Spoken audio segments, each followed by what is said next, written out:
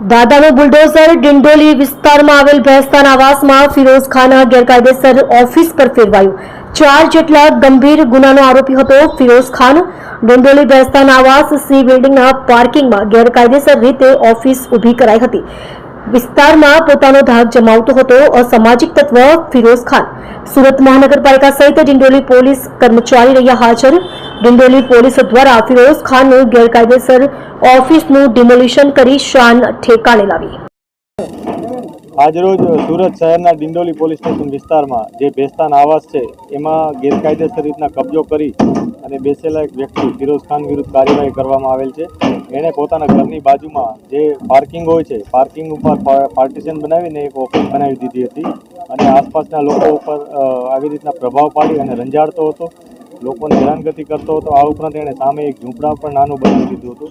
આ તમામ સ્ટ્રક્ચરની વિગત અમે જ્યારે એસએસજીને આપી એસએસજીએ કન્ફર્મ કર્યું કે આ ગેરકાયદેસર બનાવવામાં આવેલ છે, જેથી આજરોજ એના વિરુદ્ધ કાર્યવાહી કરવામાં આવેલ છે।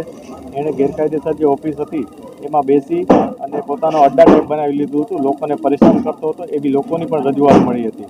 આ ઉપરાંત એના વિરુદ્ધ 4 જેટલા ગુના છે, જેમાં એનડીપીએસનો ગુનો પણ સામેલ છે। આ પ્રકારની પ્રવૃત્તિ કરતો હોવાથી એના વિરુદ્ધ કાર્યવાહી કરવામાં આવશે।